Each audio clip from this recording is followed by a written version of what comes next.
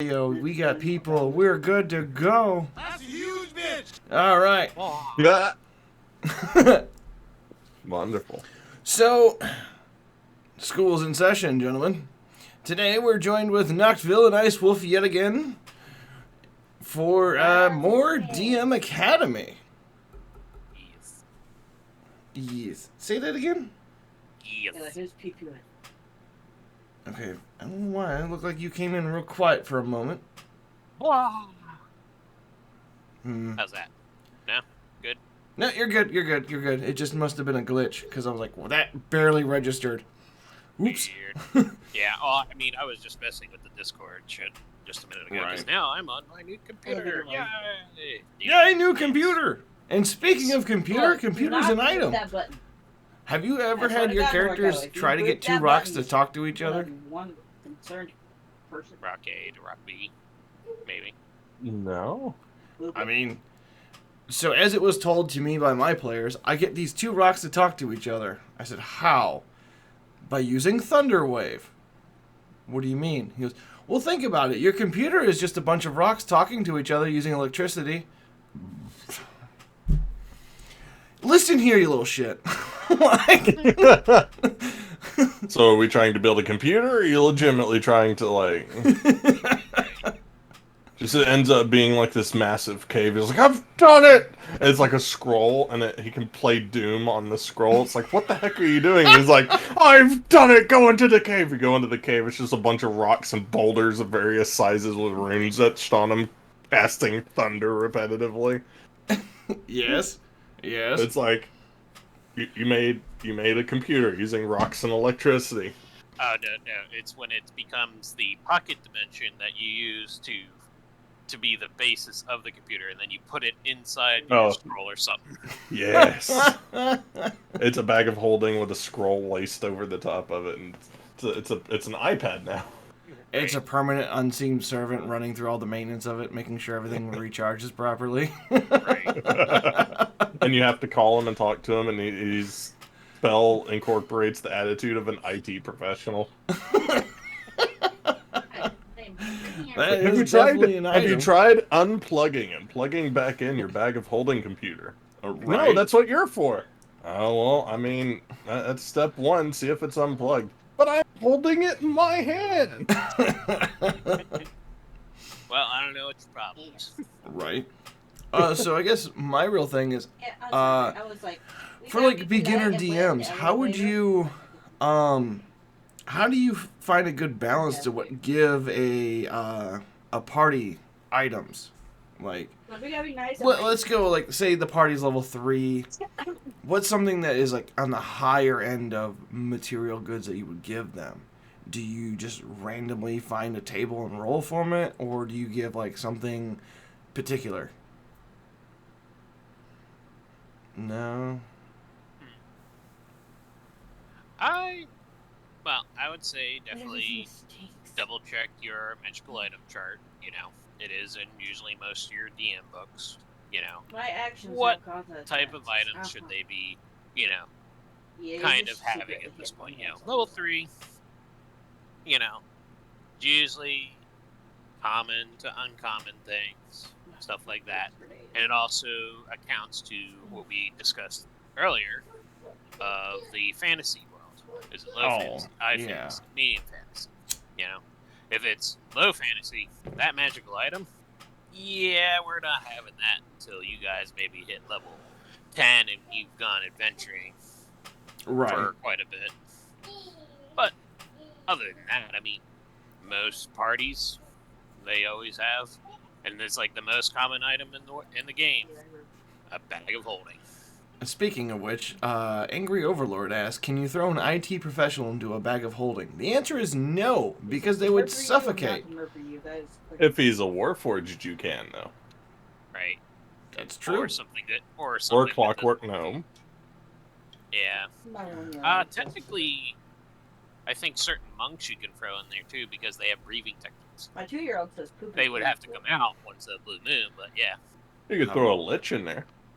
Yeah. How about an extra oxygen tank attached? That's assuming that it's a high fantasy setting to where they have something that can produce oxygen. I mean, at that point, they might as well just have the bag of holding have a tube in it that just lets air in. Right? It's a bag of holding with a straw. Mhm.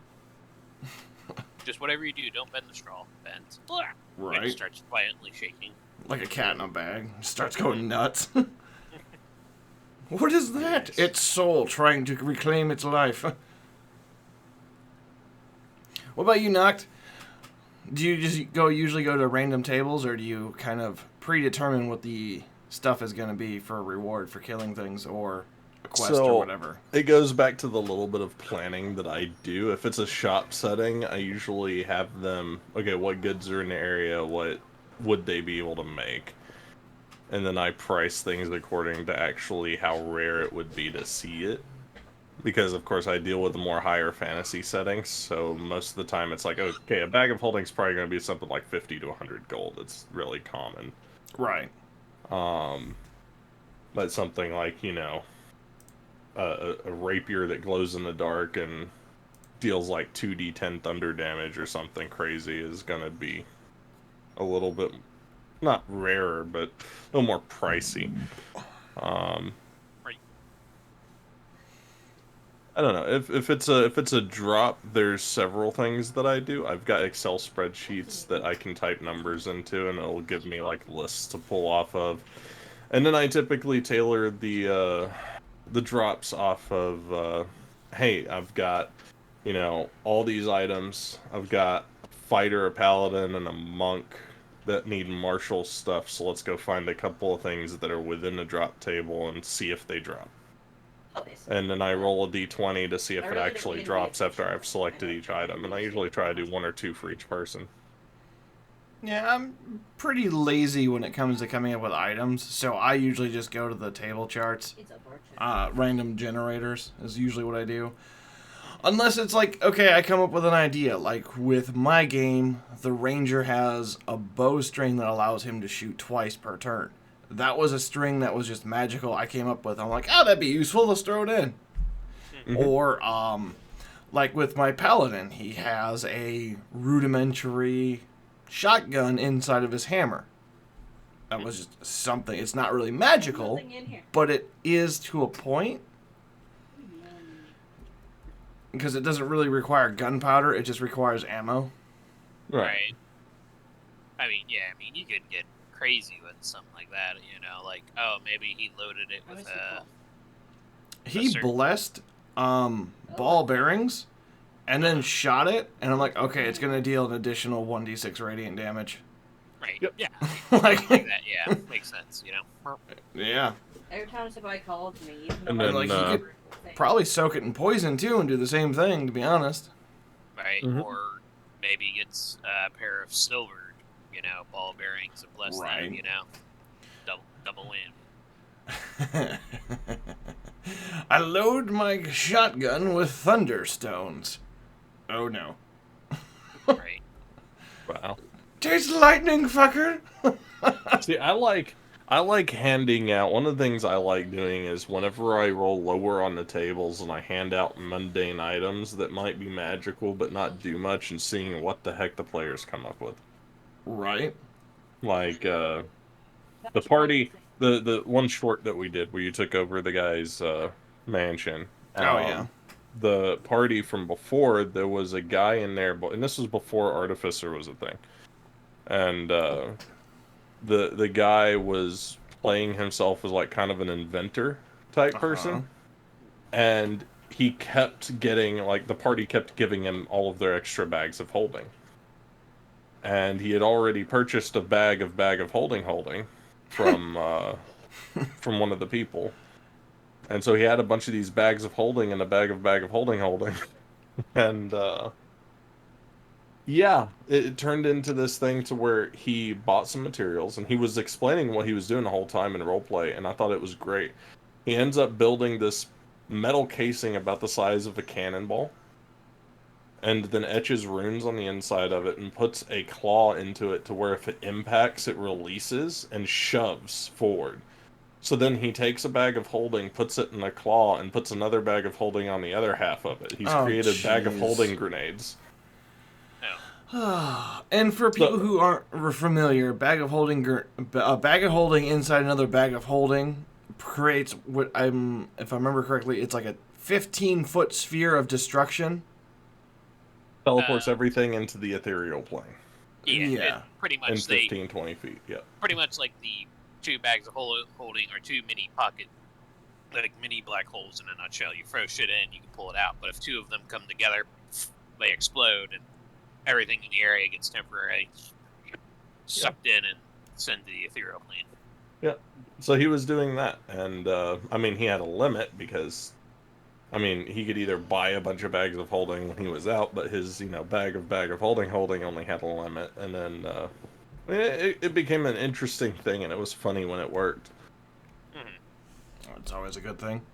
But I like seeing player innovation when it comes to magic items, because I'm less keen on, like, if I give it to you, I know what I'm giving you. I know you're going to find a way to exploit it. I just like seeing people do the exploits of things that I hand them that's like, oh, here's a flask that gives you water, like, every day. And then they find a way to exploit the thing. And, oh, okay. I didn't expect that. That's great. Let's outlaw that in the next game. Right. But yeah, I mean, that's the fun part. That's like what was it? We could get into homebrewed items. Like, what's the process of going through how to homebrew your items? But I don't know if we're all ready for that just yet. Maybe touch on it at the end. Yeah, Maybe. that's probably a good idea because this is supposed to be somewhat educational, I suppose. Really, it's just the 3 of us shooting the shit. But so I guess, how do you guys? Because I know, like, a lot of the random generators, because that's what I'm familiar with, likes to give out gems and whatnot. Do you guys deal with gems a lot or no? So, I typically see gems as money. So, whenever I've used the random generators before, like whenever I get bored or whenever I don't want to figure out everything dropping, or if it's a dragon horde, I'm not going to sit there and figure out all the stuff in the dragon horde. Right. I mean, Enu's volunteering to do it, but But Inu would do that in a minute though because she likes dragon hordes. yeah, she Right. does. She would have that done in a minute, handed to you in a sealed envelope. Be giddy about it. But what I usually do is if I have to use the random generator, because in my experience with the random generators, they give out way too much gold. And by gold, I don't just mean, gold and platinum pieces. I mean gold, plat, and gems. So I'll roll it, I'll take all that, and I'll edit that manually, and then I'll hand it out. So I'll change it to what I think is acceptable levels of gold worth stuff on them. Right.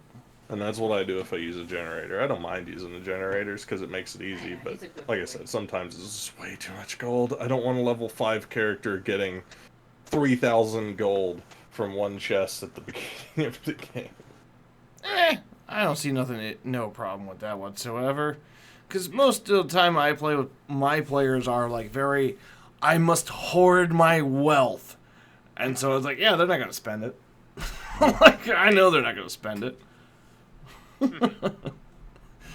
That's the other thing too. It's like if you give them, there is a balance. I think that is like, all right, how much gold do you give out compared to how much gold can I not give out and still keep them interested? Yeah. Right. Yeah, or like give them enough gold that like they're gonna spend a good chunk of it and then keep some for later for maybe a rainy day. Or you got that one friend that blows all his money and then he's like, shit, I need to buy these health potions. You got that other guy. It's like, here, I got you. You can pay me back later. Right. Yeah. And then there's like how I roleplay a lot of times. It's like, I don't need money because I don't know if my character's going to be alive the next round. So I'm going to keep buying stuff. Or a player like me, which I mean that's something we can talk about later, is types of players. But Oh, yeah. I'm a min-maxer typically, so everything I do has a purpose, and then like I don't typically hold on to gold unless there's something that the DM has had for sale before that I just want. Then typically I'll just buy everything that's necessary for that character. Sorry. Yeah, that's a way of Yeah. doing it. Yeah, I think I'm a little bit of the same. I only buy really what I need, and then the other money, I'll take that other money as a player and I'll invest it. Like, oh, we've been going to this bar for so long, you know. I mean, it's like I've got all this money. I asked the barkeep, who's the owner. If they are, perfect. If it's someone else, I go to them. It's like, hey, we've been coming here for so long. Say it's starting to get rough, bummed out, shit like this. Just plop a big thing of gold. I want to buy it. Or go into a partnership with you. Yeah. Right. And that's what happened in the evil campaign where me and Nock were in with, for Thorgus and Saran. We, in the human city, there was this old slummy place that had a bar fight place down underneath. And it was, old, rickety, stuff like that. I had a bunch of money. I gave the owner, or the bartender there, here's 10,000 gold. I own it now. Use part of the money to fix it up. Use the rest for yourself. I'll get a portion of it. You get a portion of it. So much, and it just became a bigger hotspot. We upgraded the fight pits. Now instead of like the one, now there's going to be 3. Shit like that. The whole place got a whole new fix up, all that. Right. Yeah, I mean, I don't know how I describe it for like, as a player, I suppose, most of my time is like, I just want to get stuff. Just give me stuff. I will figure out what to do with the stuff later, but essentially, like, gold? Why do I need gold? I need materials. Right. There goes all that iron. Yeah, it happens. So Yeah, what see- if I threw my sword at some goblin that we were driving by on? He needed to know I was mad at him. Right. It was like the potion that you had in the one shot that was for a while. You didn't know what the heck it did. Oh, yeah. I remember that. That was fun. Just chuck it at something. I was waiting on you to drink it. Look, you're a conniving bastard, and I didn't know if it was going to go well for me, so I just didn't It drink would it. not have, but yeah. And see, no one wanted to go cue the scene because no one died in that, which was surprising. But no, That's a one lie. Technically, I died.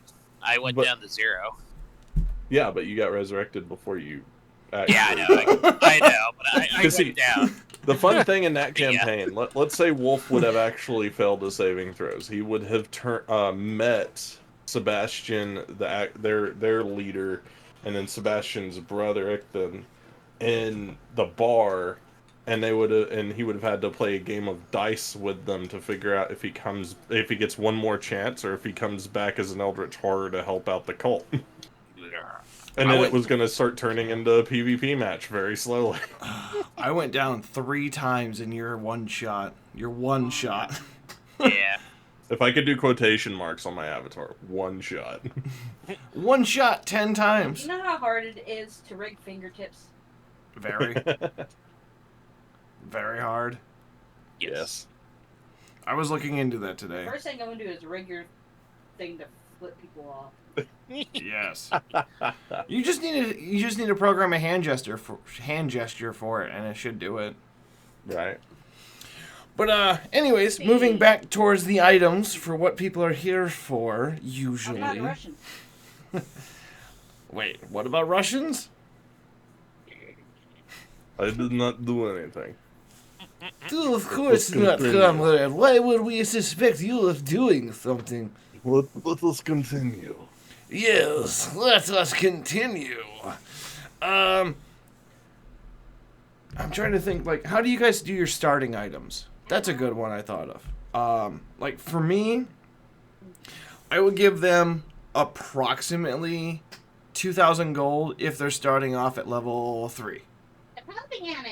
And, like, 2,000 gold as in, like, okay, through your equipment that you want and everything else, and then here's a remainder. This is what you start with, and here's your equipment, kind of thing. What about you guys?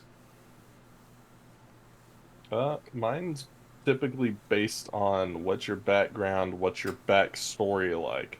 I take that into account. So, like, if, you know, someone's playing a monk who left their temple and, you know, is joining the party for his walk and stuff, he might not have much gold to start with. I might let him have, you know, a few choices, like pick, you know, a weapon, some armor, you know, a few upgrades, and here's a list of stuff you can pick from, and you can have, like, one uncommon magical item or something to start with.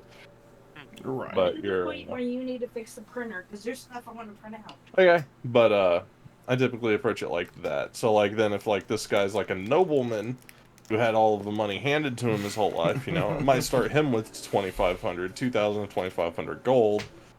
But then, because his parents probably kicked him out, he has really nice clothes and stuff on him that he could sell for more gold. But, Right. you know, he doesn't have any magical weapons or items or anything. It's just the kid, you know, rich kid get kicked out by parents or something or whatever happened. And he's just got money right now. Yeah. Right. Or if it's like a fighter from the military, he'll, you know, go ahead and start with, you know, same thing as the monk, you know, we'll figure out what he starts with. And I usually try to, I mean, Wolf can tell you from like the MTG campaign, I typically have a longer 0 day because we'll role play your backstory a little bit and we'll figure out what your starting gear is based off of that and however much gold you get. Yep. I never really did any role playing during your first or session 0. Really, I never really role played any of that. I usually just told people, make your characters, and then build me a backstory after the character's built, and then that's how we kind of start it. Right. I mean, it works for the most part. Yeah, I mean, it's nice, you know, just to have an idea, like, you know, I did, like, for your character, I did for all their characters. We had a 0 day. It was the way of how the characters kind of met up in the main city. Right. You know, stuff like that. That was how I had it.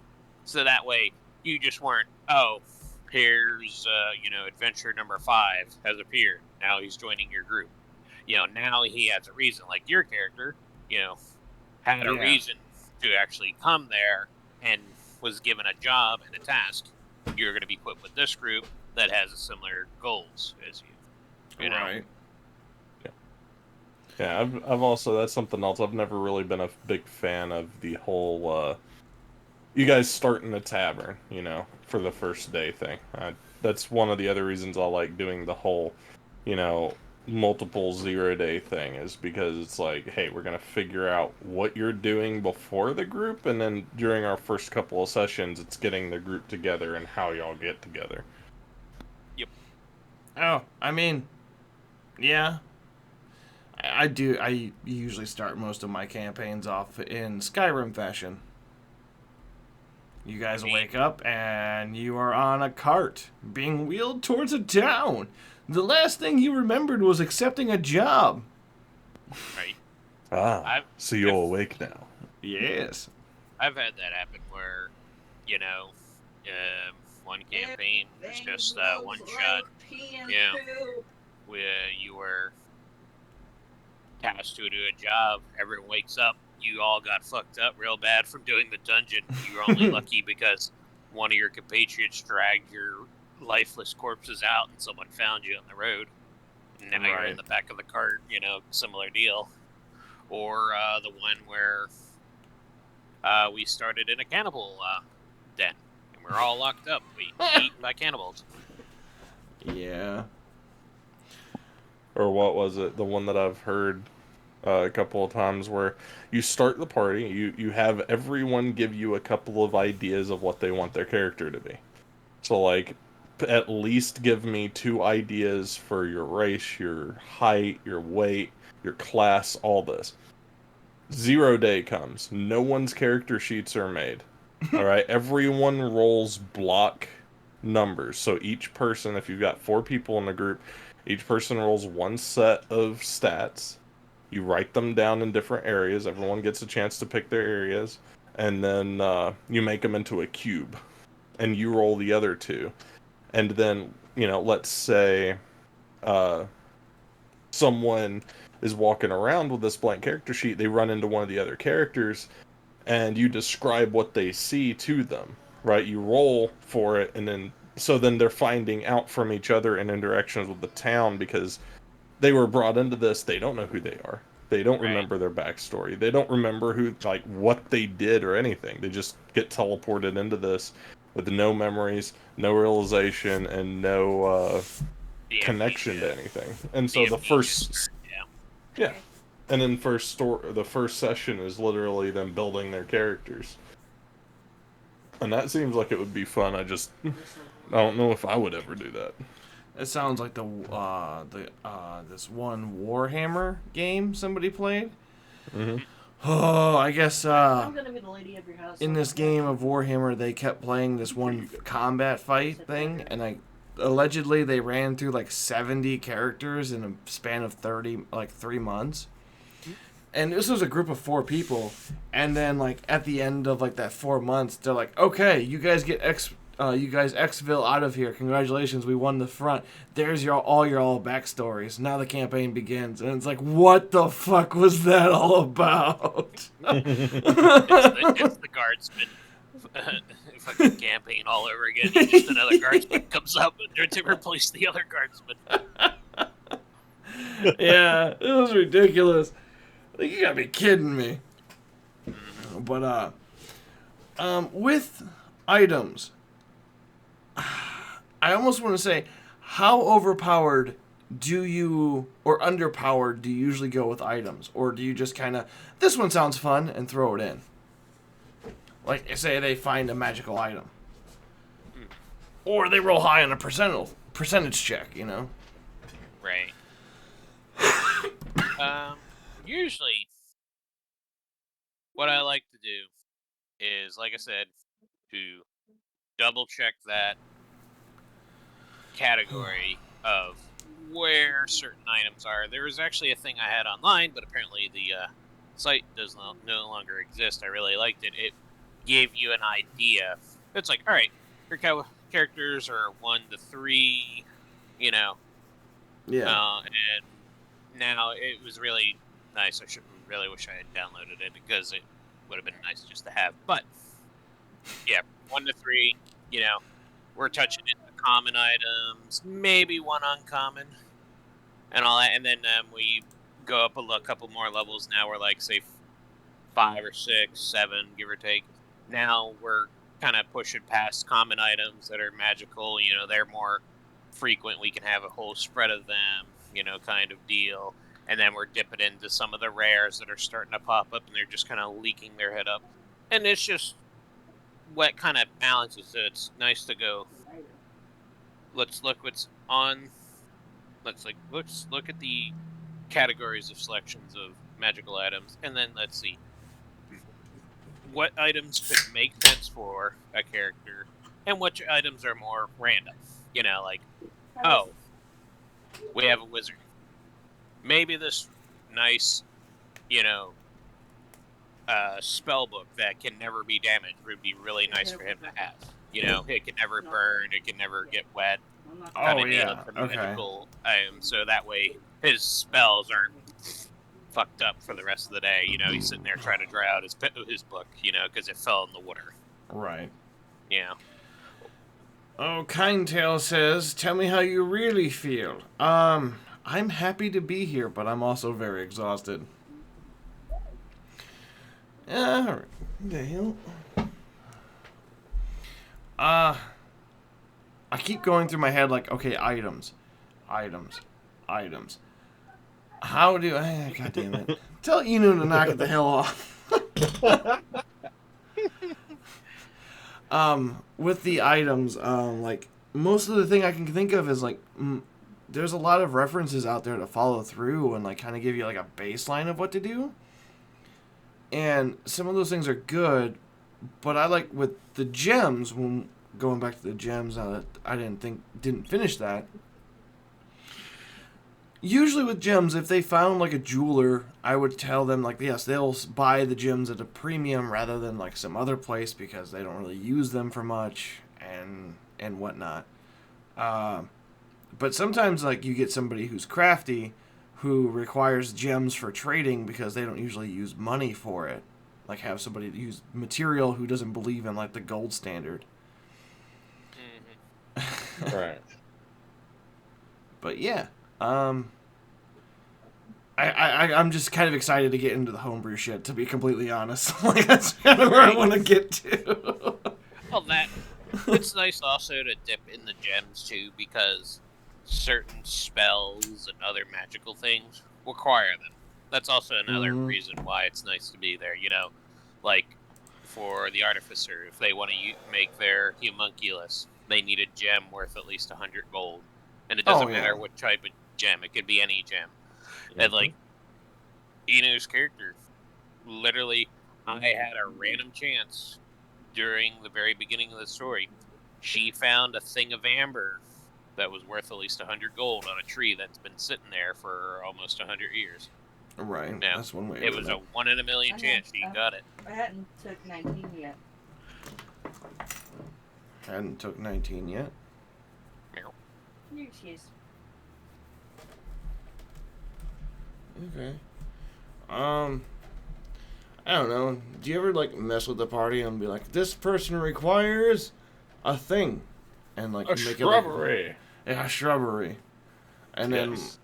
that's usually what like they go for, is like just random items or goods instead of gold.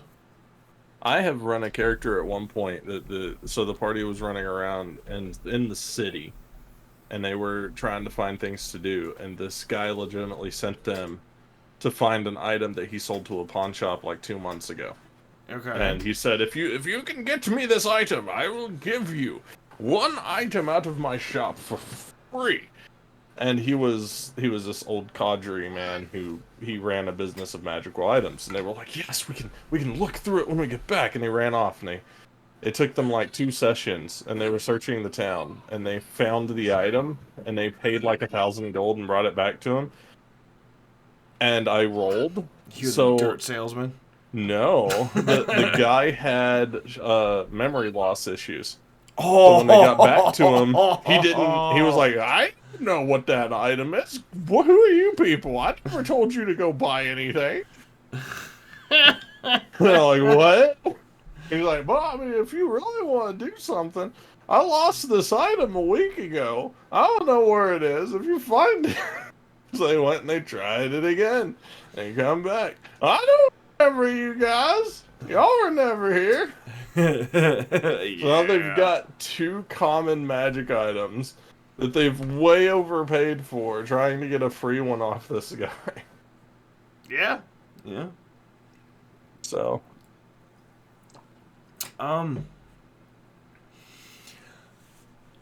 I just realized, like, we already answered that. I was going to say, so how frequent do you give magic items? And it's like, oh yeah, it depends on high, low, or medium fantasy the world settings.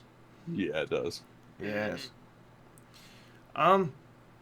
How much player agency do you get with, how much player agency do you give with players when they try to do something that might be a little bit rule breaking? I don't know how else to really describe it. Like, what's a good item to use that as an example? Bag holding. Well, I mean, there's a bag of holding, but like, I'm like saying like something mundane that could be an exploit. Like, what about a pitcher of water, that ever-flowing pitcher of water? What if you try to try to drown somebody with it? Or the endless mug or the bottomless mug. Right. Oh, that's a good one. The never-ending tankard of beer. It just always has beer in it. Can make 10 gallons a day, I believe. I think so. Yeah. Luckily, my players never really exploited that too much. Because they could. Quite easily. Right. I guess it depends on how they're exploiting it. Like, if you're talking about, like, the beer mug, you know, say they bought 10 of them, and every day, they poured out 10 gallons worth of mugs into a barrel, and then they set that barrel aside, and then stocked it up. Maybe a couple barrels each day. Right. And then they have so much of it, and now they're gonna sell that barrel of gold. The barrel is worth all those barrels for gold. No, I wouldn't condemn that. I would say, yeah, that's a pretty smart idea. You guys bought a cheap magic item, and now you're taking the profit. I mean, it's shitty beer. Someone's gonna buy it, But you've gotten your money's worth and maybe a little more. It depends on what they're doing. If it's something like that, it's like, hey, that's good. That's a good idea. That's good RP. Now you've got yourself a small profit coming in. Right. Yeah. That's one way of doing it. How detrimental is that item to your world if Uh, they exploit it that way? That's the number one thing to keep in mind, because if they're gonna do something completely like detrimental, like if they found a way to completely break the thing to the points where it could like destroy everything, maybe have just like a percentage of it failing. okay. That's a good way of doing it. If it's something hilariously creative they've come up with, I usually don't care and just let them have a check to see if it works. Right. I think Wolf has done that before. And then I'm gonna start using the roll with emphasis thing. If it's something really hilarious, but it's definitely gonna fail, I'll still give them a chance to like roll with emphasis. Let's have fun with this. Right. Whichever's farthest away. If you get lower than 10, then no, and it's gonna blow up in your face. If it's higher than 11, 11 or higher, then we'll have it happen, and you'll be like, I did a thing. I mean, and the item thing also goes into, because you can put them. There's wands that have it, but like a wand of create and control water or something. I think I talked about it. It's like exploiting something. What I usually do is something that I know has an exploit. I usually don't exploit as a DM. But the moment a player takes the spell or has an item that's like create or destroy water, and is like, I'm going to have the water fill this guy's lungs and kill him. It's like, okay, cool. So then the spellcaster that's on the bad guy's team that you just killed, it's his turn now. He uses create or destroy water inside of your lungs and you're dead. Please roll another character. We'll get back to you next week. And we'll both agree never to do this again. Right. It's like, because it stuff like that I try to keep the players away from, because it completely, like, if you're gonna do it, if you're gonna exploit something, I mean, you're both bringing it to my attention and saying you're okay with it. So don't be surprised if I do it. Right. But usually if I hand out an item, I do it because it sounds cool, or I like it, or it's intended to be handed out.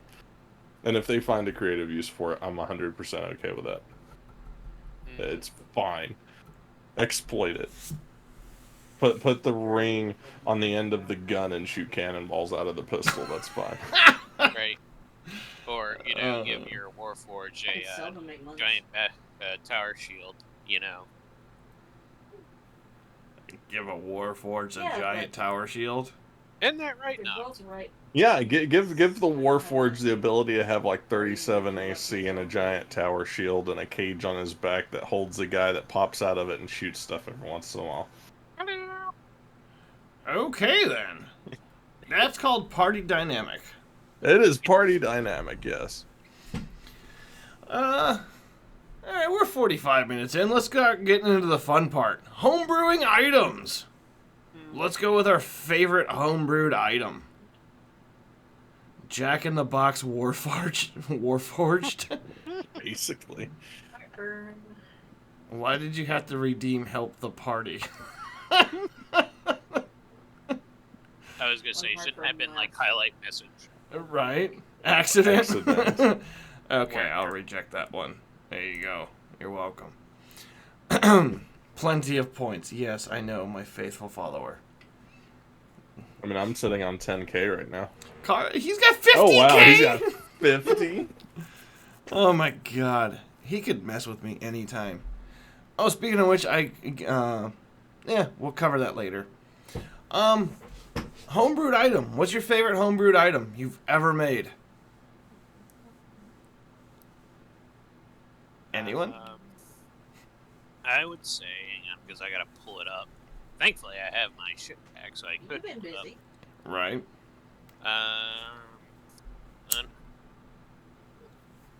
Where is? That's where I've been. Here we go.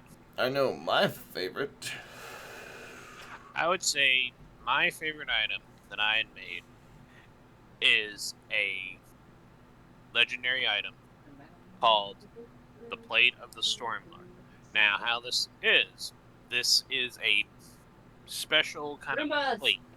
The plate, mail as it is an item made by a god, and so because it's made from a god, I like it how you slowly smash that grows fucker in through power depending on its state. Now, this is taking from Critical Role. Now, I know this is like, their vestiges, but it also makes sense, and I like the idea of it. That's why I took the concept as well. So it has 3 different states. It has a dormant, awakened, exalted. Okay. So I'll explain like my armor. It's a legendary piece of armor, a set of plate armor that is infused with the heart of a storm. The armor is made of mithril and blue dragon scales, with a blue gem in the middle of the plate that holds the raging storm in the center. At the Okay. beginning, it has its dormant state. Yeah, the wearer, it's plate mail, so it's 18, or full plate, excuse me. And the wearer gets +2 to their AC, and then they have an ability that comes with it. When struck by a melee attack, the wearer can use their reaction to cause the attacker to suffer 3d6 lightning damage. Over time, with the item, they become stronger, and now it becomes the awakened stage. Simple things increase. AC increases the +3. Wearers are immune to, to being frightened, resistant to lightning, and then that one thing increases more. Final stage, exalted. Same thing. Increase AC, increase the DLs, the damage that's dealt, and then I gave it a very unique perk that can be only used once per day. If the wearer falls unconscious, they are struck with a thing of lightning, which then allows them to come back and regain 25 hit points. Any creature in the area is within 15 feet makes a dexterity saving throw, or takes 66 lightning damage, half on the success, and the wearer can't use this ability again until the next dawn. That's a very strong homebrewed item that I had made. This also was an item I made for myself because I made it because I specialized in each of the items for our campaign, our evil campaign, and other things for the other people. Because during our evil campaign, there were items that I made also for the good campaign. Right. And such. So there were some things for us that we could look forward to, and some things for the other people to look forward to as well. Now, this is where I was helping Dysentery out with these. Okay. And all that. But I really like the item. One, it was intentionally meant for me, technically, and it made sense for my character because he worships his Kord, which is the lightning god or the god of storms, Okay.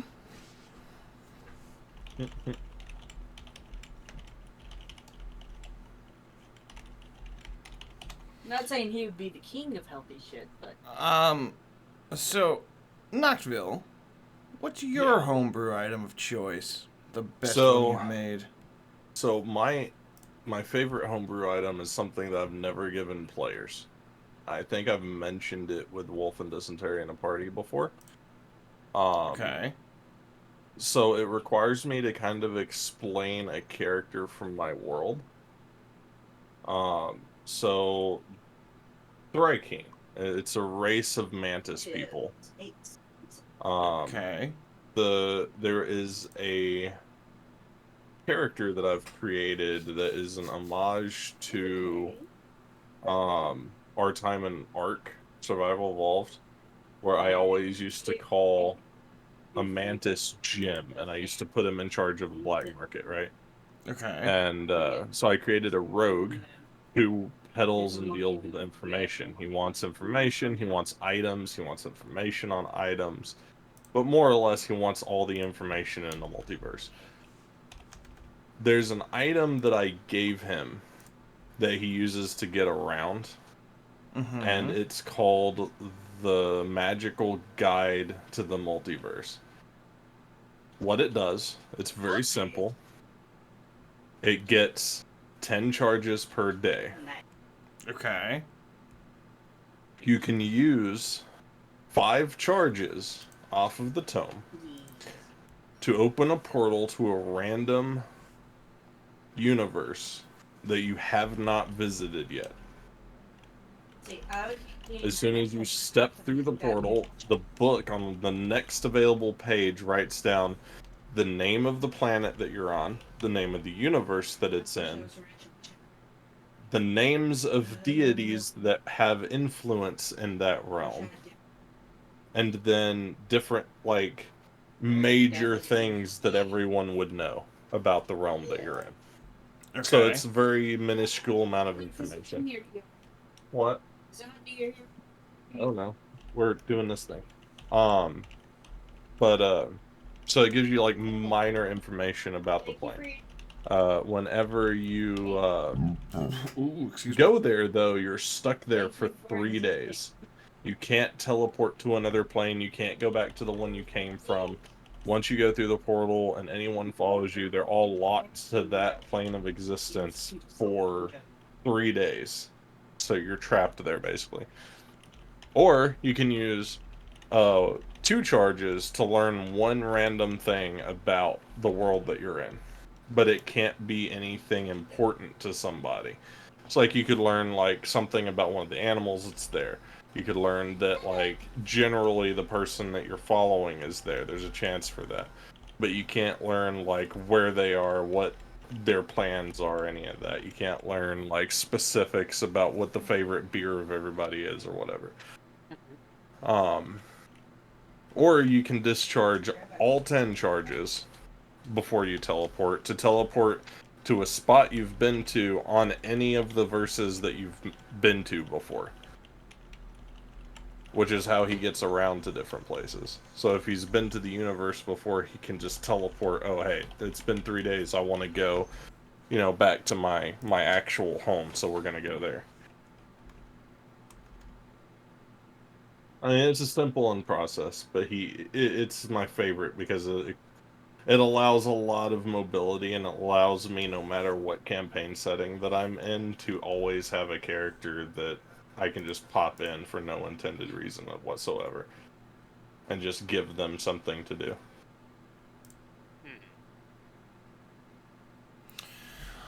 I've never planned on giving that to anybody either. That's another note. So my homebrew item actually isn't a weapon. It is a group. It is a section of this kind of like, how do I describe it? Think of it like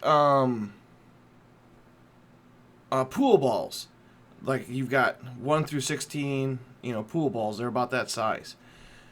These items, when collected, it resets itself, and then you can hand it to people who you get, like whoever you give it to.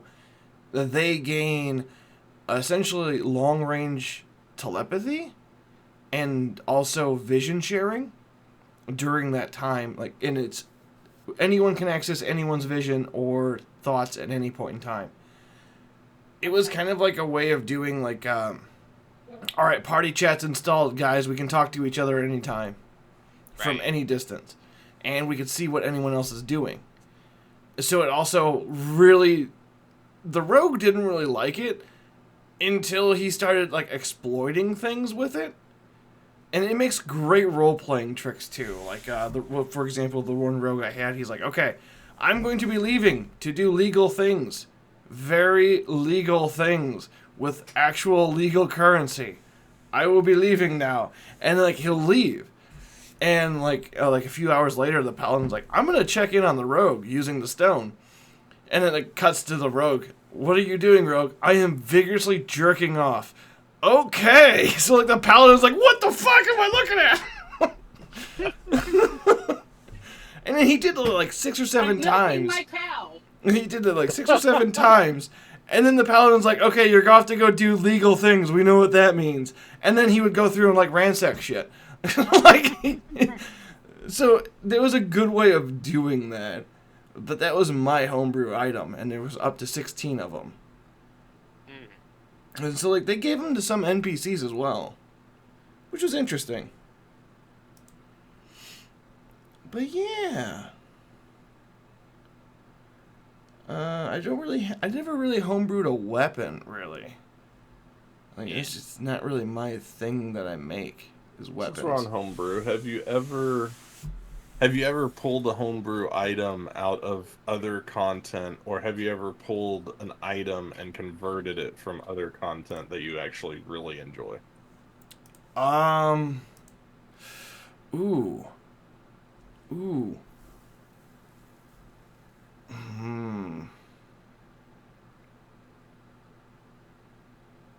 Man, that's bothering me. Because I feel like I have, but I can't think of any off the top of my head. I mean, I have one item that I've pulled from another campaign and such. And I think you both of you would know it. This one, it's the underwear of confidence. Oh my god. It was originally from, the original creator of Sleazy Sly, my DM from long ago, who I still play with occasionally, Lynn, who came up with the idea of Sleazy Sly. It was the pair of underwear of confidence, and it was basic thing, pair of underwear like you would see on a superhero, and you wear it on the outside. It gives you a +1 AC, and you have confidence while wearing it, on the outside. Right. The basic item. And because of Sly and all that, and I asked Lynn for it, and Lynn said it was fine with it, to take Sleazy Sly on the road. And that's how Sleazy Sly became part of my campaigns. Yes. And Sleazy Sly's hilarious. Yeah, he is. Yeah, the card. Yeah, that's how you made the card, yeah. Yep. See, I mean, my favorite is actually a group of things. I really like converting stuff from Dark Souls and from Warhammer. And I'm not talking about Warhammer 40k, even though, the Vibra swords and stuff are something I could take. I like there's actually a D20-ish tabletop for the old style fantasy setting Warhammer that's got some pretty interesting things. I homebrewed. I did bring something in to my games from some other element, but it wasn't an item. It was a creature, actually. Mm-hmm. It was the tickers from Gears of War. There you go. That was probably one. I fucking love the tickers. Like, you hear some ticking noises. What is that abomination? Some artificer and splicer was really bored. Right. Yeah. It's running at you. What do you do? I mean, that's something that's always great that you can do, is if you like other content, you can pull that content and convert it and use it in D&D. Like, because there's so many weapons in D&D, but there's also a lot that I want to have that I can't have. For instance, like the Ultra Greatsword, right? It's this massive, unwieldy sword that no one should be able to really use, but really strong characters can run around and actually do some pretty good bad damage with. Right. And then someone was like, well, wouldn't that just be a greatsword? No, because it has 10 feet of reach. And then you add the unwieldy talent to it, so if someone's strength goes below what's required to wield it, then they get disadvantage and all this other stuff with it. But if they can wield it, it does about twice the amount of damage as a greatsword. And then you can just use all the enchantments that would go on greatswords and swords in general, just like you would normal D&D, to put on it, and you have an entire new weapon class system. Right. Yeah, like, I've seen other people's creations for, creatures and such. Like, you talked about the tickers. Literally, like, your character hunting troll boars. That is someone else's thing, and I really like the idea of a creature that has magical and is descendant of a Borg, or I mean a troll and a Borg. You know, Right. what amalgamation did that inspire? Transpire, and I have an idea. I have something there if it ever comes up. Lore wise, if someone ever asks about it. But it's just nice to have those other items in there, like because I know like small cute things. I introduced the cat bees. Cat bees. I like the cat bees too. Yeah, and it's it's nothing. It's just a small little it's a bee that looks like a cat at the same time. It's nothing like, oh no, it's going to murder you. No, it's just something cute. Well, not And- until you put it in a blowgun. Well, more like got a whole damn swarm of them, and I think bees produced healing honey, And give it pack tactics. right?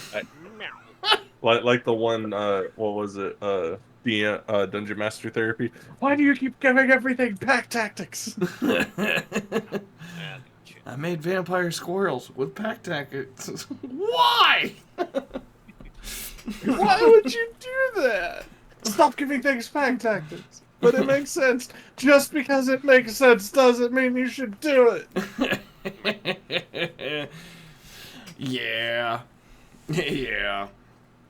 How do you go about making like homebrew items? I guess that's a good way of doing. I can go through my rundown of how to do it first, unless you guys want to go first. It doesn't matter to me. I mean, I haven't been going first. I can go first. Yes. So my rundown for making an item typically begins with what purpose does this item need to serve? So I Okay. give myself a general. Don't do that. I give myself a general outline of like what the item should do. Please. But what the item should do and what its purpose generally is going to be. And then I start going, okay, well, what type of weapon do I want? Or, if it's not a weapon, what type of item would make sense for this thing to be?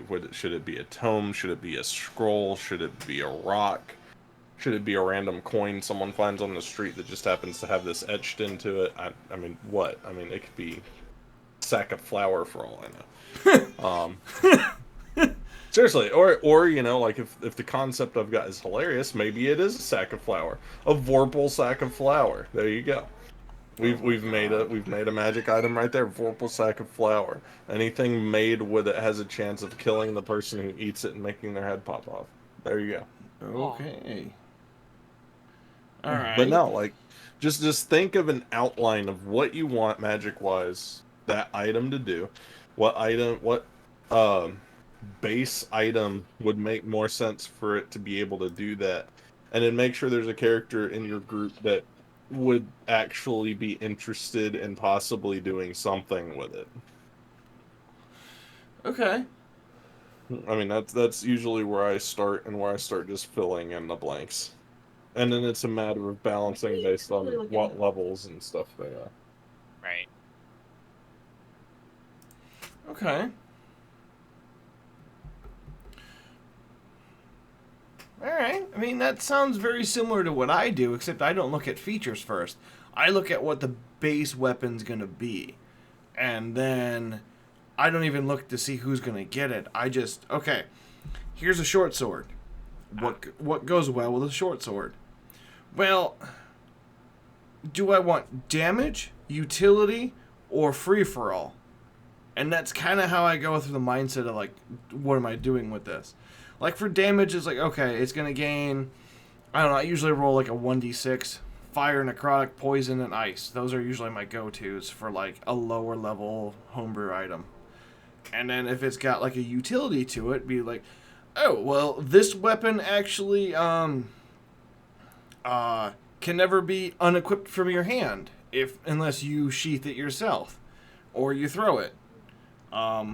Or wielding this sword gives you a bright light, or something that's not combat related, really.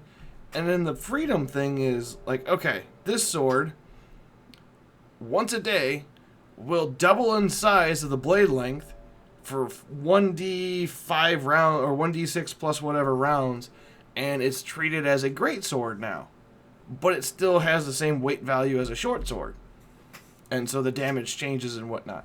Like there's a different free form that I do with it, and I just kind of sit there and I could probably make 20 weapons a day or 20 items a day. Yeah. Especially with my job. Okay, Sounds like what me time? rolling characters. It's not an addiction. Not how many characters have you made this week? 17? I don't want to talk about it. Alright, what about you, Wolf? How do you go through and making them? Sometimes it just depends, but sometimes it can be an idea in my head. Other times it's like looking at things that are there already pre-made. Like sometimes there's like some of the wands of like, you know, magic detection, or wands of, you know, smile, stuff like that. And it just like, okay, you have a couple of those, and then you get some of the items that you make. Like, okay, maybe I want to make a ring of, you know, say it could be anything. A ring that once a day it could shoot this certain magical spell. You know, I'll sit there and like, okay, which spell? You know, you got like so many classes that have magic. You know, almost majority of the classes have some form of magic that they dip into. Right. And it's like, okay, let's think of something that, you know, maybe might be a common thing. Like, oh, I cast, maybe a ring that allows the user to cast, you know, precipitation, you know, once a day, or as many times as they want. Because it's just a simple thing, and it might be like, oh, they're just going to use it to clean their clothes. You know, this could be a common thing, and maybe it's like, oh, hey, maybe it's for the the fighter, because his armor gets dirty. He buys the ring just because he wants to keep his armor clean, you know? Right. Prestidigitation's it. Or now it's at the point where now the fighter is trying to cover up a murder, you know? Now he's using it for that, you know? It's just like little item things, you could do. And it also, it factors in on how you're doing the fantasy too, because like low common things, oh yeah, maybe not that weird ring is going to do a little bit more than prestidigitation. Maybe it'll summon an Eldritch Horror at the same time, it has a curse on it. Right. Or, you make a bunch of common things, a ring that sends a message so, you can keep in contact with your parents or something in game, Mm-hmm. Or a magical item that, it's a badge that your character wore.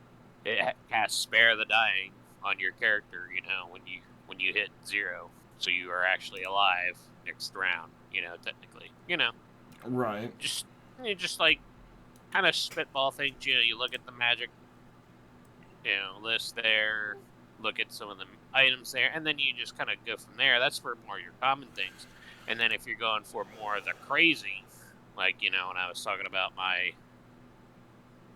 my plate of the Stormlord, that one took a minute because I had to, like, think on it. Okay,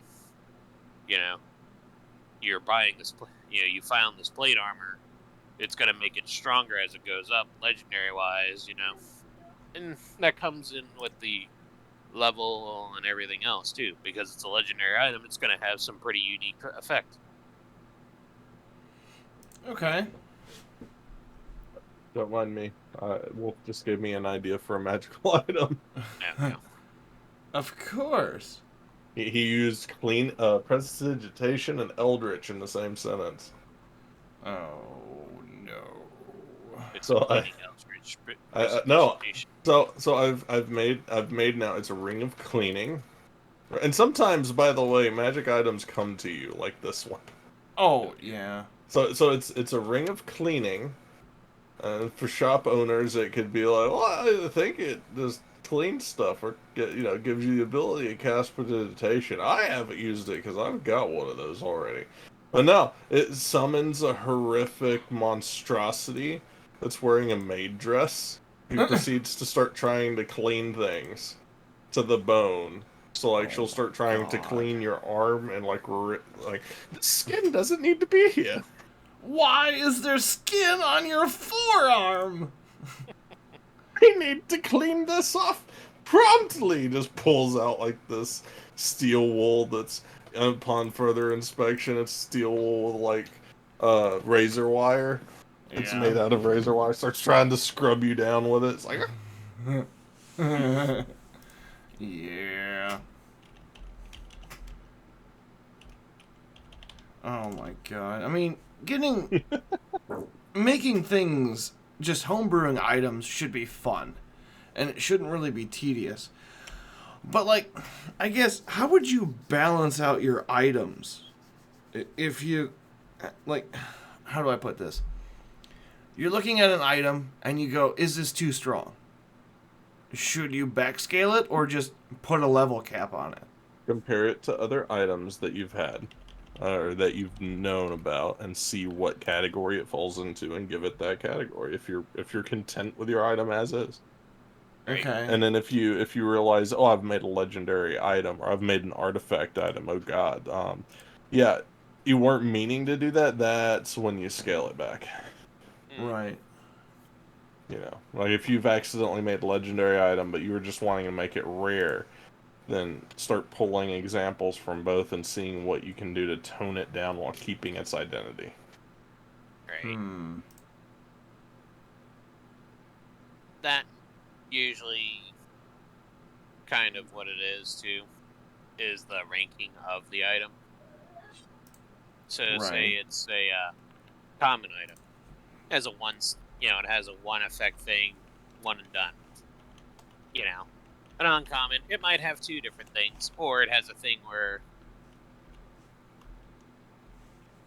it say it kind of like a little distract. So say if it's an uncommon thing, it has that one track thing, but now instead of like maybe it does it once a day, you could do it so many times a day, kind of deal, and then it just kind of goes categories up, Right. and just like, oh, maybe you can't do it maybe once a week, or stuff like that, and just kind of factors in on like how powerful do you make it too, and it has to factor in on what the effect is too, like, Right. oh, I could resurrect my friend, he just died, shit like that, but that item that you used, because you just resurrected, which is a very powerful spell, now you can't use that for the week. It has to wait to recharge itself. Hmm. Kind of deal. Okay. Hmm. Oh, that's a good thing. Do you guys prefer things with charges, or like you can recharge this, like say a long rest, or do you prefer per day kind of charges?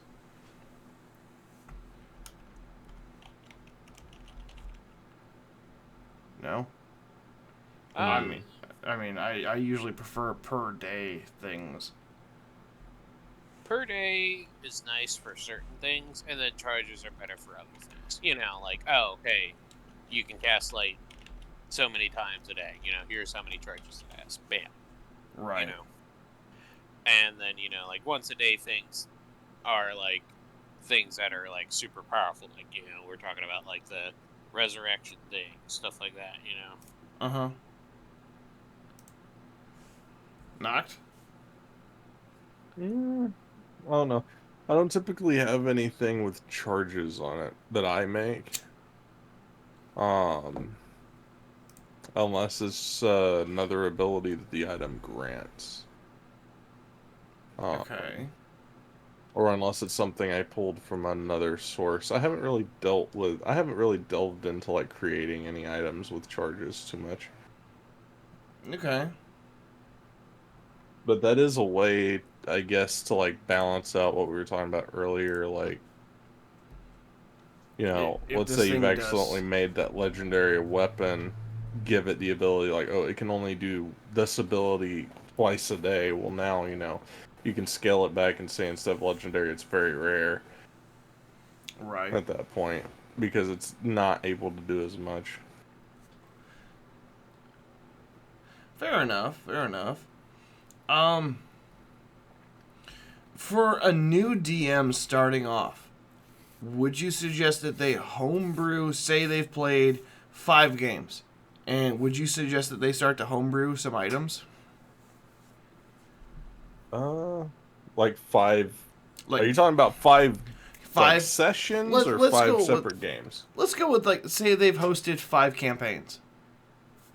Oh Like yeah, you say a should. campaign that ran 6 months, so they'd be what like 3 years in. They well at that Yeah, point they at should that, know how to at, homebrew. yeah, at Like, that point they should know how to homebrew. I'm saying if we're talking about when you should start, I'm saying so after you have a good understanding of magic items to the point to where you could probably make your own stuff. okay. Um, then you should start experimenting with it and looking into it. And now, baby girl, I have a guest now. Hi, baby girl. You should have it. You should have it. So Like a baby pop up thing. Like you have real baby. quick, I would like to announce to everyone that Inu has just walked in here and handed me my baby girl, and she is giving her a Pebbles hairdo Oh from the my Flintstones. word.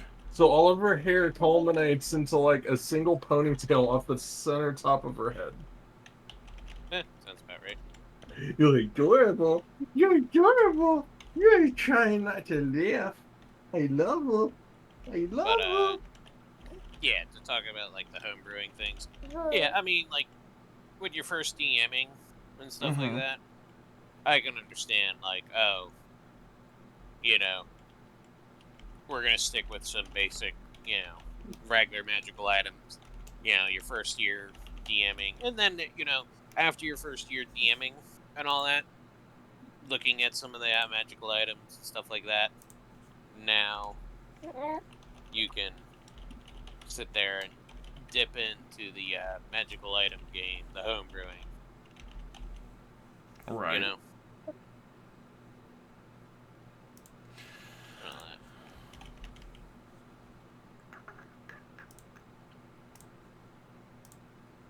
You're like, Daddy, that means I need. baby Sorry, I'm hair- over here trying to wonder baby what's hair going on. headpiece. I've got 3 different things going on at once. But yeah, with items in general, do you guys ever feel like you give too many items out at once, or does that never really a thing that you guys notice? I don't know, Wolf. Have I given out too much before? Do do do do do. Walks around clinking mithril lightweight plate Wait, mail. Mithril on 37 AC. Yeah, no, I've never given too much out. Right. Yeah. Well, I mean, you're also using the higher fantasy, so magical items are like, you know, dime a dozen. You know, here's a magic item. You get a magical item. You get a magical item. Everyone look under your seats. There's a magic item. There's always magical items.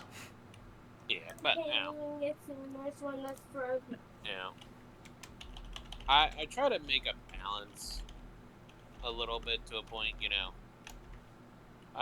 like when we're first starting off magical items, you know, I try to give at least everyone at least, you know, something that they might use, you know,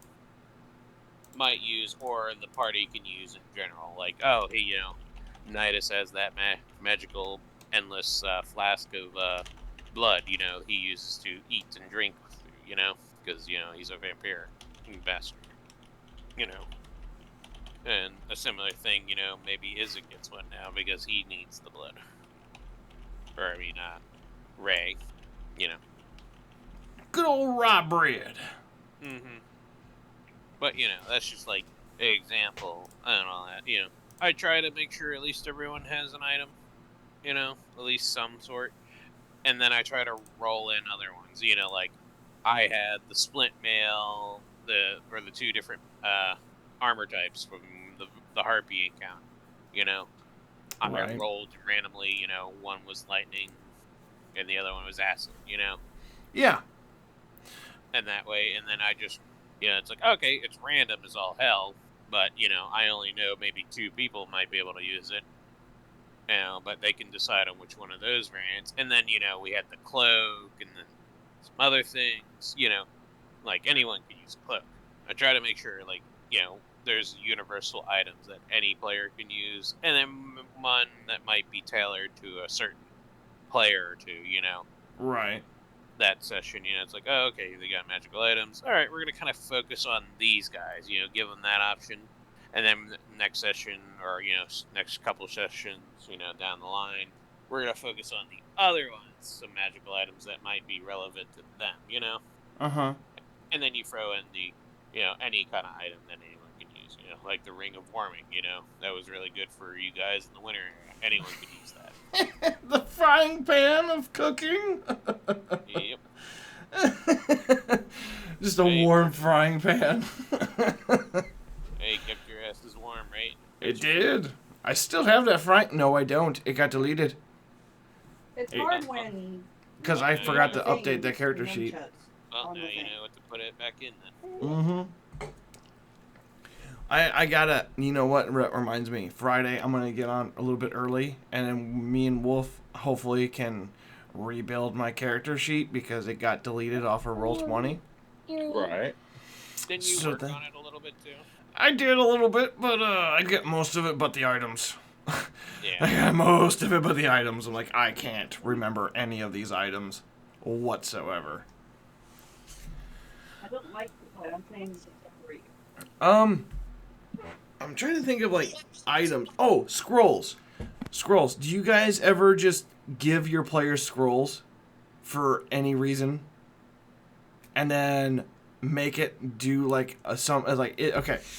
What I do is I give the players a scroll, a random scroll, and when they use that scroll, because they found it in a dungeon, it has a 25% chance that it doesn't work because it's old. And then there's a 10% chance where it's cursed and it does a random curse effect. Do you guys ever do something like that? I've never done the curse one. I've done where it may not work, but then again, I don't usually give out scrolls a lot either. But then again, I also have not had a lot of wizards, because a lot of wizards, they take those scrolls, they'll copy the thing into their book, and then bam. Usually Right. the scrolls I give them, either A, players use them, they're one and done, or they take them and they sell them, get the money worth for them, Right. Knocked? I've done some stuff with scrolls before. Just not much, because most of the times whenever I host games, people don't tend to play wizards. Yeah, why is that? So, Why don't people play then- wizards? so then at that point, the only thing I put in the game is like scrolls that everyone could use at that point. Right. Which isn't, if I'm not mistaken, like a scroll everyone's able to use with like an Arcana check, I think. Yeah, and then it's a used and it's gone at that point. Like, Right, it's still okay. it's still a scroll. It's still magic paper, but it doesn't have any effect anymore. Right. I mean, Whereas like a wizard can put it in their spell book and then they just have it. well, that also brings up the topic of can the user actually use it? Because a fighter may be able to use this. This is this arcane scroll. The fighter might not be able to use it. God damn it, Grim. Last time.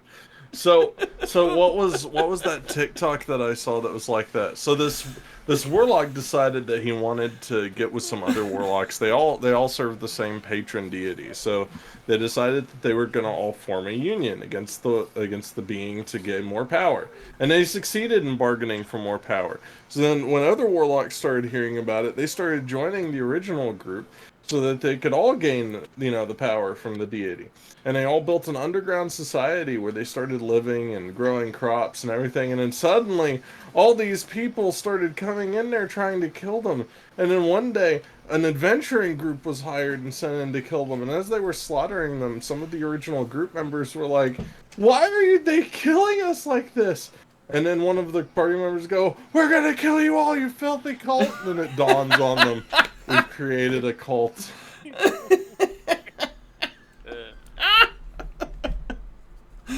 Oh, that's great. They're just trying to live in peace. Filthy cult! There's an idea I have, and anybody in chat have questions about how to do things with items, feel free to ask us, because we're pretty much spitballing at this point. Larg. Do you guys ever mess with mundane items like that shouldn't be messed with? Like, this is more of like messing with the party. Like, oh, you walk in, you go to sit down at the chair, but the chair walks away. Like, do you ever do something like that with your world items? Like, just animate, living objects, I guess? I had a wizard that the players knew. His name was Henry. He had a magical tower, and he had a bunch of random magical items and creatures and other things. One said magical item was a teapot that was actually a giant pelican in the shape of a teapot. So the pelican would fly over to you, and would be grumpy if you didn't take the water that it brought to you, because its whole purpose in life was to bring you hot water, and it would be really angry and spew hot water if you didn't take the hot water from it. Okay. Also a random scroll. Do you get a fork or a spoon? Or is it a spork? The answer is you get soggy paper. I don't know. Random scroll, a fork, a spoon, or is it a spork? Soggy paper for you. Right. That's like one of my old DMs did a thing. Okay. Everyone knows the traditional trope. This guy lies, this guy tells the truth. And, like, figure it out. Okay. My DM would do, this one lies, this one tells the truth, and this one with a knife stabs people who ask difficult questions. Just, okay then,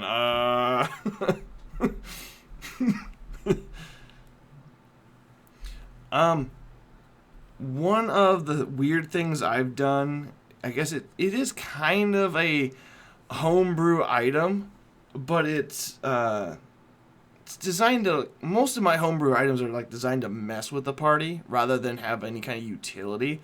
And I know that's really my fault.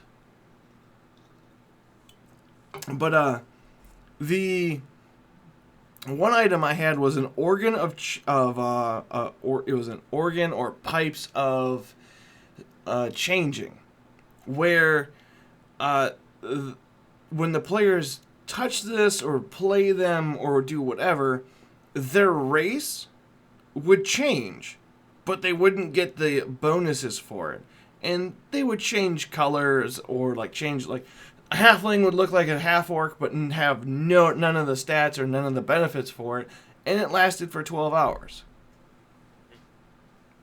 I like causing chaos with my groups. Right.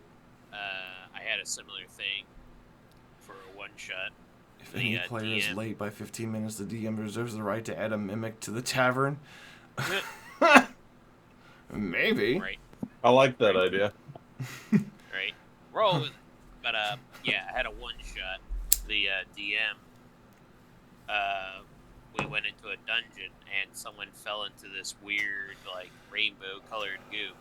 They originally were a elf come back out as a dragonborn, and they were permanently stuck that way unless they jumped in the goo again and kept on trying.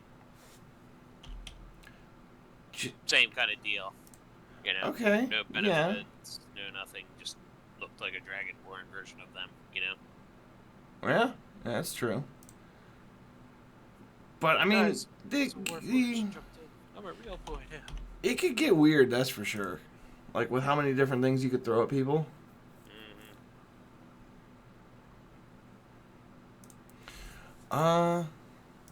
Knocked, you're a little quiet over there. You having troubles wrangling your girl? No. Okay.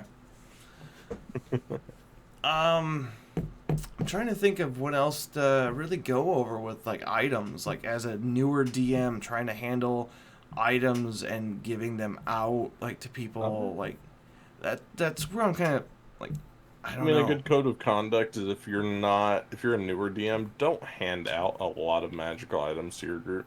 Right. Because, so, challenge rating is good in some cases. Once players start getting magic items, challenge rating becomes, this isn't right anymore.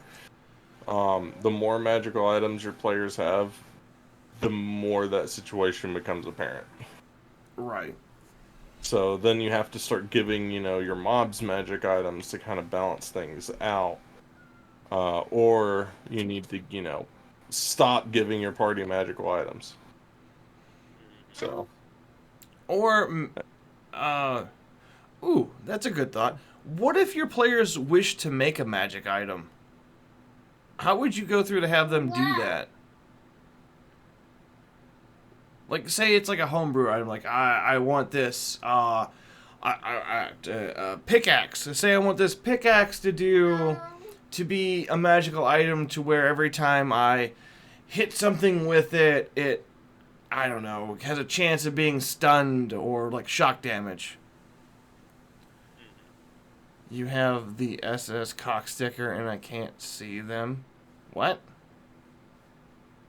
I can't see them. Oh, okay. I know why. Just because it's for subscribers. I think. Yeah, it's a subscribe tier level 3. There you go. That's what they look like. But do you guys do like a little mini quest for it? Or what? Like to have them, go through and get the item? Or do you just like, here's a blacksmith and go for it?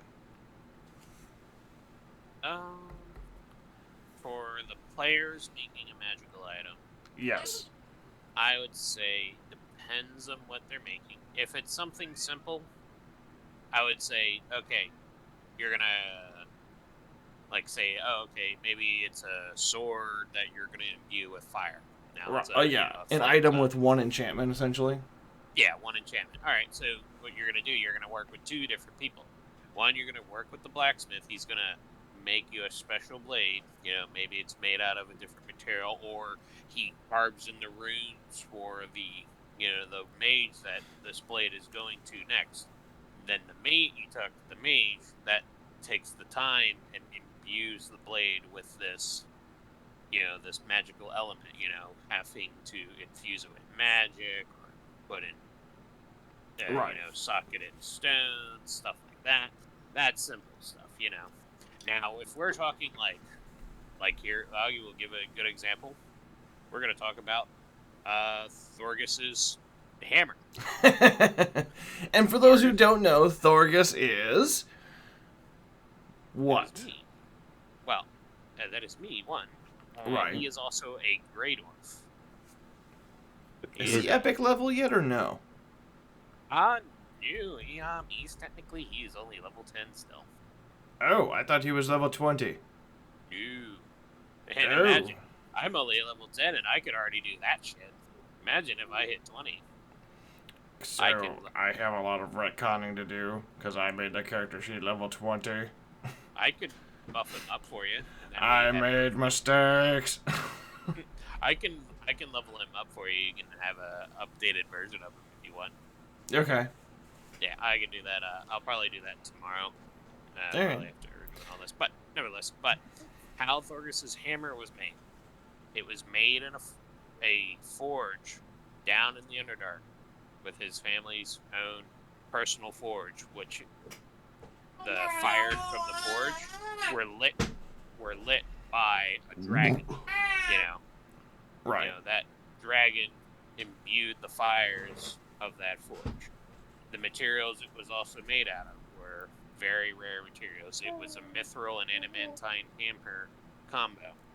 So it was light, but also was dense, Yeah. He also imbued his own blood into it. Literally, he cut his hand and made the hammer itself and did this, as well as making sockets along the hammer to put in for later use, because it is technically, the hammer is Fergus's elemental hammer. Right now it has shock, but later I was going to have it where in gemstones he could switch to the different elements, one fire, acid, lightning, radiant, necrotic, shit like that. Yeah. It was going to be a multi-purpose hammer for certain things. Right. And all that. And that took my character 6 months in game to make this. Okay. And that's the factor you have to put in. In the DM's book, and I think the player's book, it tells you when you're doing magical items, it's going to give you a cost about how much it is, and it's going to tell you how long it's going to take. Certain magical items will take a year, maybe more. But, that is up to the DM's discretion. If you do really good checks, you're going to shorten that time. If Right. you do really poor, you're either not going to make it, or the whole thing's going to go completely. Now, did you end up doing a quest or two to get the material needed for that, or no? I had actually earned the money to do that, and then I had purchased the stuff for it. Okay. Okay. I mean, yeah, that goes with the money thing. But I guess if you were to have them go get a MacGuffin item to finish like a magical item, like would you make it a session on its own, or would you have it just like, oh, it's out there in the wild and just wait for them to find it, say 3 sessions later, or what? I could say either, but they need that one special item to make this thing. They need the holy water of Zavator, blah blah blah, this ancient place up in the mountains, Right. for this special item to A flawless gemstone. Right. I mean, you could do it however you wanted to do it. The tears of a frozen dragon. Right? Yeah. I mean, there's literally in the Friday game, there was a vestige of divergence, as they were, the ones on magical legendary items. It was broken. Mm-hmm. You couldn't fix it with a normal, mending spell. It would snap and break again. You had to reforge the blade and such. Right. And how the blade was created, it was a thing of mithril that was imbued with the lightning of a blue dragon. So my party members, the party, they had the blade. They had to have a master craftsmith, or one of them had to be a really good smith, and the material to do it. And that material was, you had to have a blue dragon spew its lightning breath on this bar of metal. Right. That was one of the requirements. And this wasn't like, oh, hey, I'm going to just go to the store and buy, hey, honey, how many bars of magical mithril lightning do you need? 7?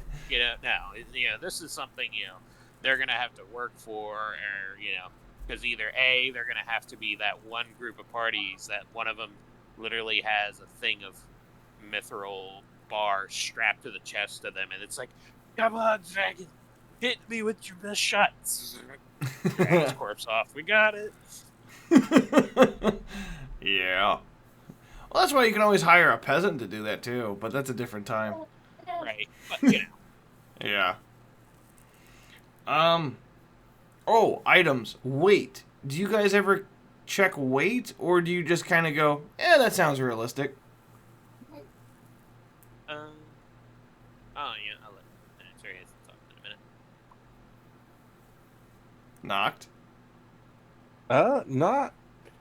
Not until it becomes an issue of you've got too much on you at this point. Because usually people are good at thinking it, even if they don't realize it. Like, I can't carry this anymore, right? Right. Or, like, since I run high fantasy most of the time, people have, bags of holding for everything. So I'm just counting their bags of holding until they get to the point where, that's like 300 pounds worth of bags of holding. Yeah, you're not gonna, you can't do anything anymore. But typically I don't really keep too much track of it. I don't mind the things in there. So this is a perfect example of why you should realistically watch their weight. Because I was in a game and there was a dude there as well, and he was like, so our DM doesn't really keep track of weight at all, and he never asked me for my character sheet, and so my backstory is I'm a water clock salesman, and I have 30 water clocks in my backpack at all times. I'm like, what? And he goes, yes, they weigh 100 pounds apiece. What? Like, our DM doesn't watch it, so I just always have water clocks. Oh my god. He just assumes I have a backpack of holding. Right. He's like, do you have a backpack of holding? He's like, yes. Okay. It's a backpack, and it holds things. It's a backpack of holding. It's like, oh my god, you're gonna get us all screwed over. He's like, no, it's great. One of my moves is I throw a water clock at him. Like, so yes, keeping a realistic expectation of weight without having to be like, you're overweight by 1 pound, you've got negative modifiers. Rob. Nobody really likes that. It's that one apple that you pick up in Skyrim. You're over encumbered. You cannot no longer move. Right. Oh, that baby's hungry. Num nums. Is there anything else you guys want to add to this for items? Because I think we touched on pretty much everything that I could think of. Right? Homebrew items can be as extravagant or simple, depending on how the DM wants to play it. Yeah, I mean, that is the thing. I mean, you could make the very basic, thing, or, you could make the most extravagant thing, Right. Knocked? Any final words? No, not really. I mean, we've kind of put everything out there for the most part for it. You're Wolf? dead. Any kind of final remarks?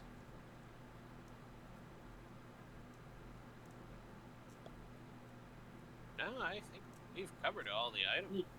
Really, things I think we're good, really. Right. Okay, so what are we doing next week? We want to do... I think NPCs would be a good one to That's stick with. exactly what I was thinking, was NPCs. NPCs. And then if things go well next week, Wednesday, probably 6:30 Eastern again, unless something changes. Yep. Yeah. Yeah, hopefully. I won't have orientation. I'll just have work next time. Yeah. Right. And we'll you know what? I'll just I'll let everybody know on the stream when we're about to expect to run this for Wednesdays again. I'm just not sure. We'll wait and see. Well, both of you two are starting new jobs essentially, so we don't know what time you'll be done. It might not even be Wednesday anymore. Right. We'll see. And, Yes. yeah, with mine, though, I do believe I will at least be home beforehand. Any of that. So. Right.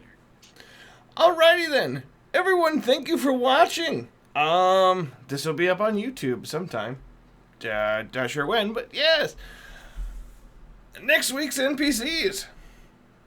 I can't think of anything else for an outro. Bye, everyone. I do decree that it is time to anoint Fluffy the king of all shit. Thank you. Hey guys, I just want to tell you something. Fluffy Hobo is the king of shit. And that's Ghost approved. Okay, everyone. I'm just making an announcement real quick. I would like to indefinitely recognize the Fluffy Hobo as the king of shit. Undisputedly, indefinitely. He will for always be the king of shit. I doubt I can even land a hit with this gun. Well, that's new. Like a glove, he nails it. I can't believe he did that. This is no longer me being a sniper. This is me just being a dick. I missed him. Ah! Jesus! Ouch. Guess we'll... I forgot that thing had an automatic. Proceed with mission. I'm coming through that door right in front of you. The door's gonna open here now. Oh shit, that's the wrong thing! Hi.